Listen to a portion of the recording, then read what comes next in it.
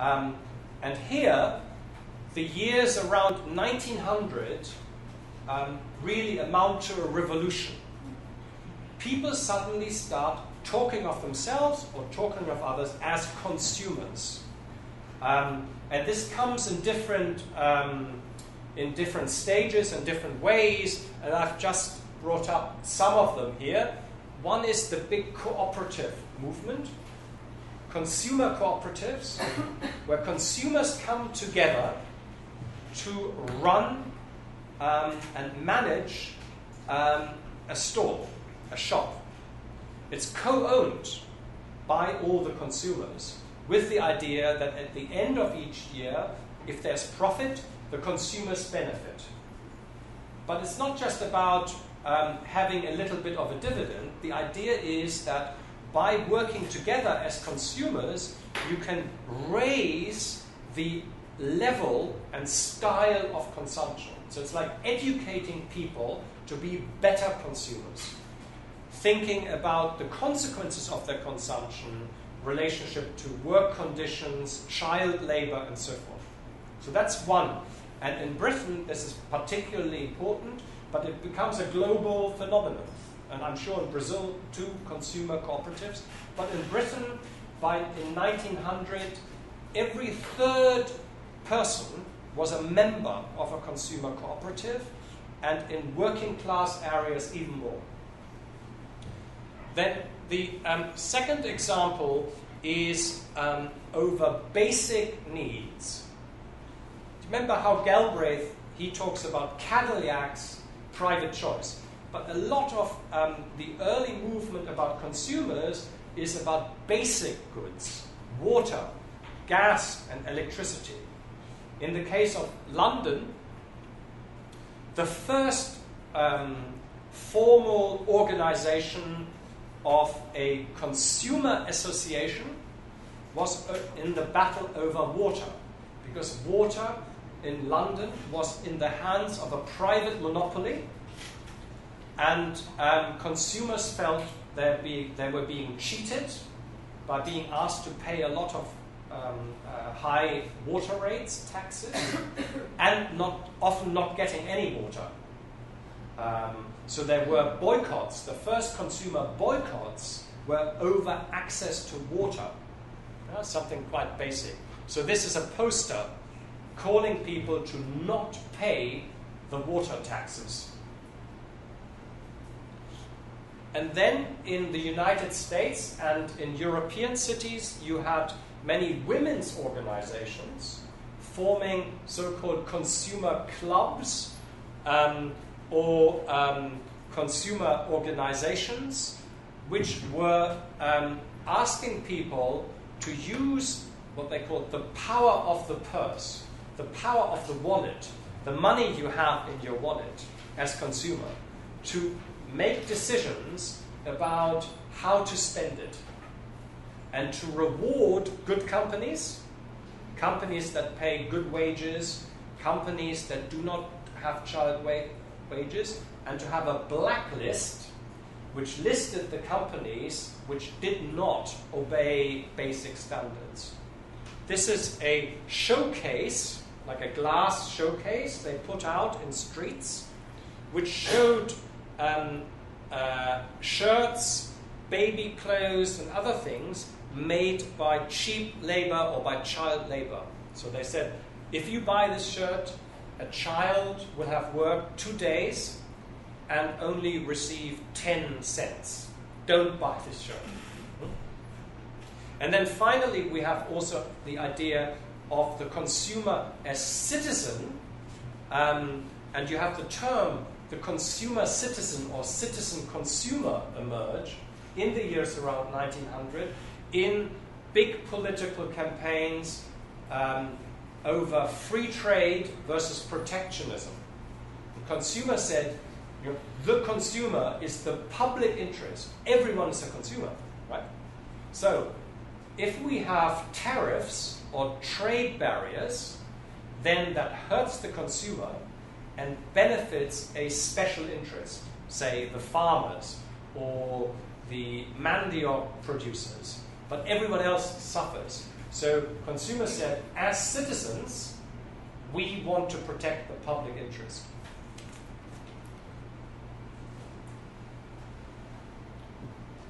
Now this, I'm just going to say very briefly, I've already mentioned the importance of empire, that we're not dealing with free market regulations.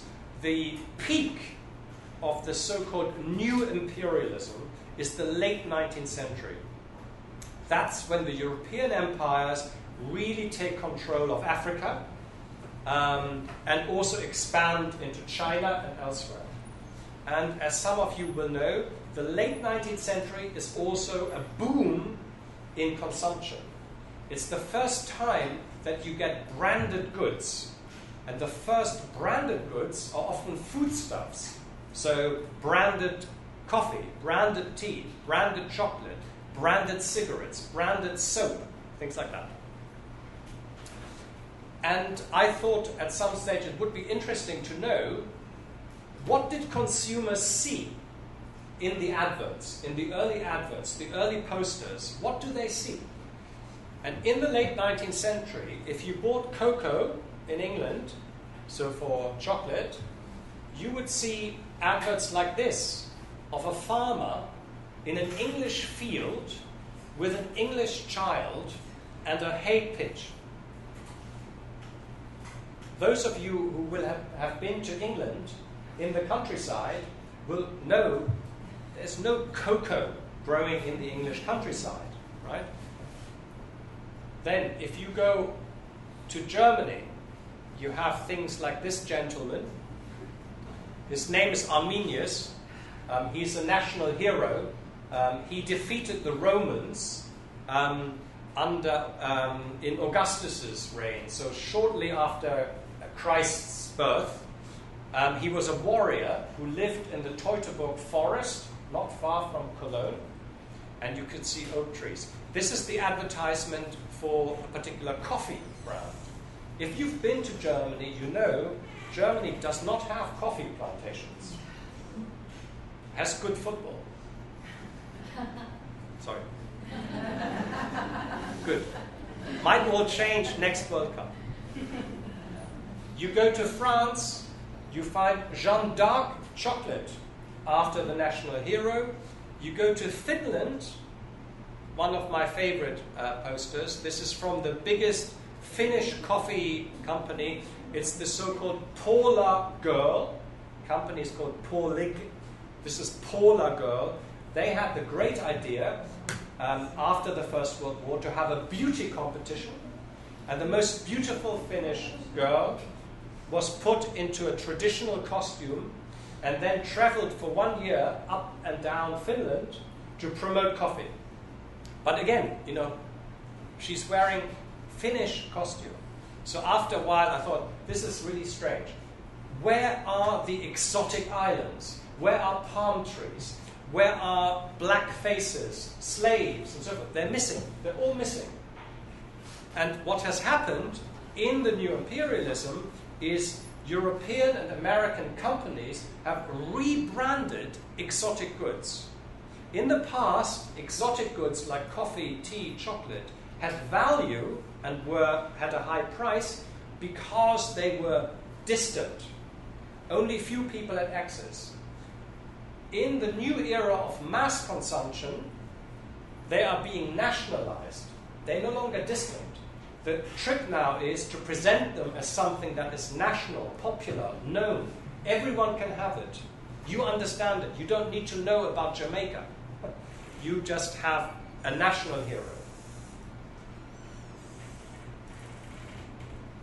Now, briefly, I want to talk a little bit in conclusion about the present, where we are now.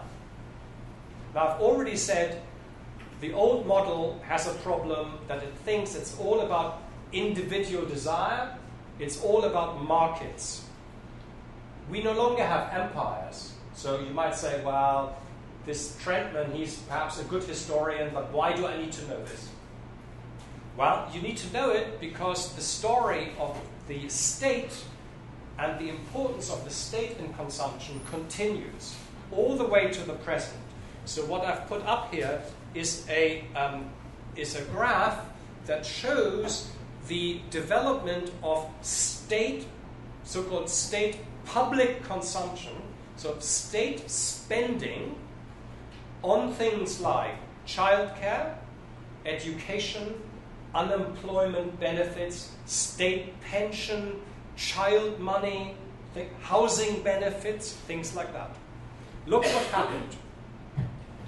In 1960, the OECD average was that in the richest countries, a country might spend 8% of GDP on those public consumption targets. The latest data we have, 2014, it's 21%. It's a huge increase. Now you can see some countries it's bigger. France, if you're in France and you're a professor, you get a huge state pension, for instance. Some are lower, the United States is a bit lower, but you can see the trend is all the same. Now remember the time that Galbraith was writing, 1957. He said the post-war boom is a boom of markets that produces mass consumption. So that's where we're sort of here. But if you look at the 1950s, 60s, and 70s, all this period here is the biggest boom in consumption the world has ever seen. And as you can see here, it's also the time when the state was spending more and more. Why does this matter? It matters because what the state spends in rich countries is roughly 10 to 15% more money in your pocket. That means 10 to 15% more money to spend. So I would argue it's no coincidence that most Europeans and Americans, Brazilians a little bit later, in this period start to buy their first television set, washing machine, fridge, car, and many other electrical appliances, because this is the first time in history that the state has raised the entire society onto a level of consumption where they've not been before. Right? So if you want to understand the power of consumption, you need to include the state. If the state had continued to be at 8%, that literally would have translated into fewer cars, fewer television sets, fewer gas cookers, electric cookers, all the way now to fewer smartphones. There would have just been much less spending money around. This creates a problem. And I want to end with those lessons we can draw from this longer history. Because many people I appreciate are not historians. They work on consumption now. So why do we need this longer history? Well, the first is, I think, a very simple realization that consumption, mass consumption, isn't as new as some people think it is. It has a much longer history. It means that factors and forces producing mass consumption are much older than the society in which we live. We have inherited and taken with us a lot of those. Markets matter, choice matters, but they do not exist in a political vacuum.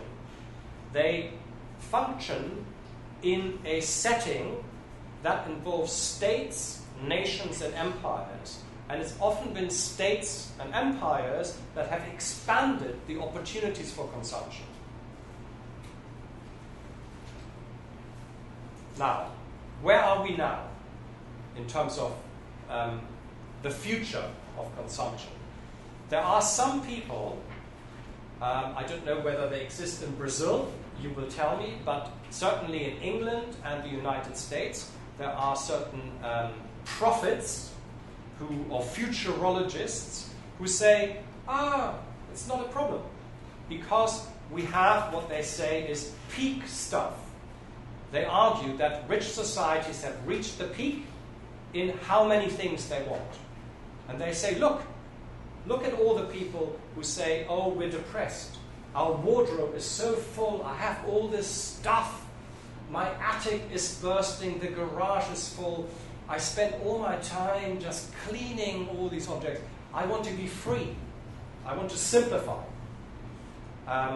They say, look at things like Airbnb, car sharing. People want to share. They no longer want to own possessions.